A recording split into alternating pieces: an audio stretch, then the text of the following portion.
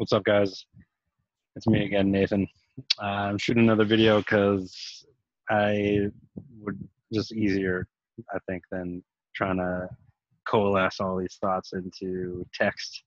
But I definitely wanted to share some stuff that has been coming up for me through this Psalm study and all the resources and cross references that Rob's been pointing us to, and just other stuff that's been coming up in my walk with God lately.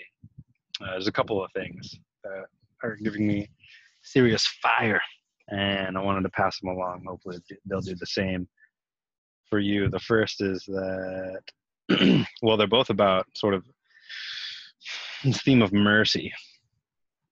And in the Psalm, the middle part of the Psalm is very dynamic. There's a lot of emotions and relating between God and David crying out to God and making requests of God and God answering.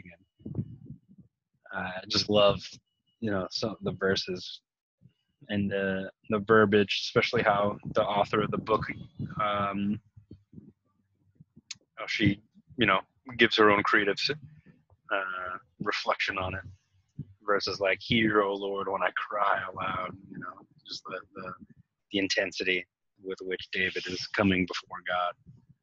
Be gracious to me and answer me. And then her translation says, my heart says to you, seek my face.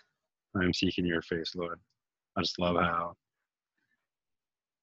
David understands that it's a back and forth. Like, it's not just God giving him stuff and him receiving it, or it's not just David searching for God and God being found by David, but it's like, like legitimately like two people relating to each other.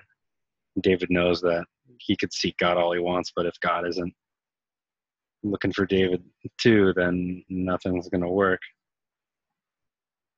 And I just love how it brings the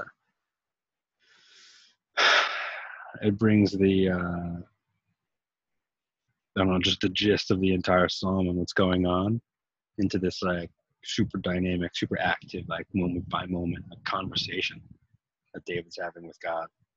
And I definitely I'm feeling, in my own life that the mercy of God and how I'm experiencing it and learning to lean on it is playing out in the same fashion.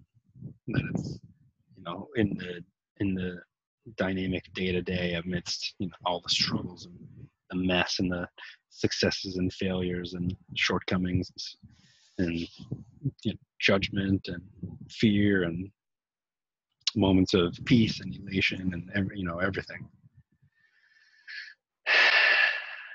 And so I just love that David is showing us that he's on the same page as us, and that God is there working in those situations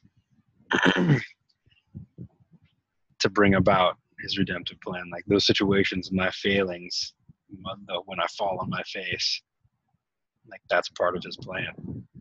That's him showing and giving me a felt sense of what his mercy is for and how it works. And I just love that, the verse about that I may gaze upon the beauty of the Lord and inquire in his temple. As the meditation from the book about awakening in the temple, that this idea that whatever we wake up to, whatever the scene is, if it's peace, if it's a scenic vista, or if it's just my own backyard, which is kind of scenic, not too bad, you guys can see, or if I'm on a mountaintop, or if whatever's going on, like in the iotas, in the blades of grass, like that God is alive and present in every little inch of his creation, of his kingdom, and because it's his temple, he's in charge. And that's kind of that brings me to the second aspect of mercy that I'm gaining through this study that I want to share, which is that, all this stuff is happening to me and I feel it very viscerally on a personal, individual level. And all the things that I am seeing around me, and all the stuff that humans are up to, for better and worse, is part of God's redemptive plan too. Like, I love the passages in Exodus and Numbers where God is spelling out how he operates, and how merciful he is. And in the case of these passages, he's talking not just to a person, but he's talking to a nation, the people of Israel. And and there's all these metaphors of that connect, like, the experience of the nation to our individual experience. And then in the new covenant with the church, and the true children of Abraham, and I get the sense that, like, God's blueprint for redemption and mercy is alive and applies at every one of these levels, all the way up to creation and humanity as a whole, right? And I just find it to be so amazing and so comforting, because there's so much that's going on that's just haywire right now in the world and in humanity, and people are up to some twisted shit. It's really easy for me to point fingers and blame and judge, and be afraid, like legitimately afraid for our future.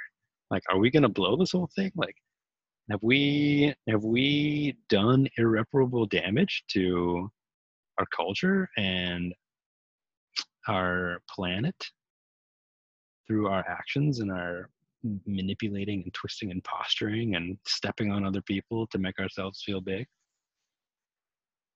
To me, the answer that comes back from the psalm is no. We're in God's temple, and this schmegma that I feel in my heart on a internal level, and that I see on a global level, and even that David saw in his day, the Israelites were experiencing in their times.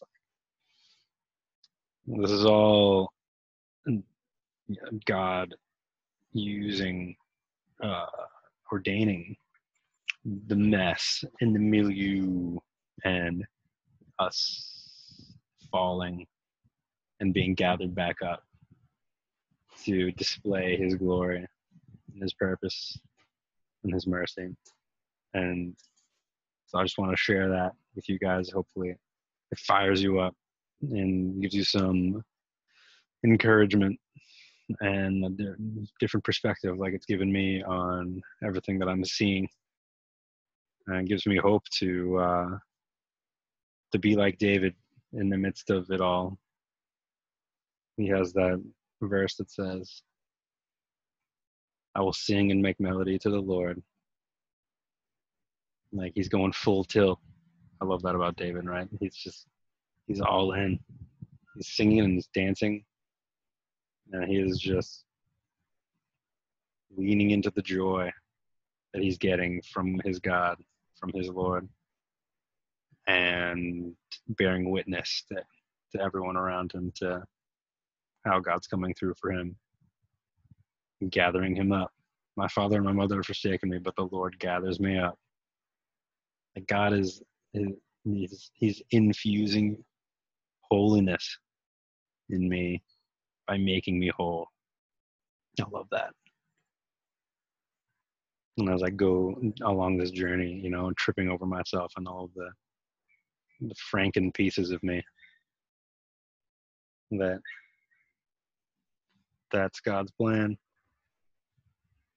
to unite me to myself, to himself, and all of us.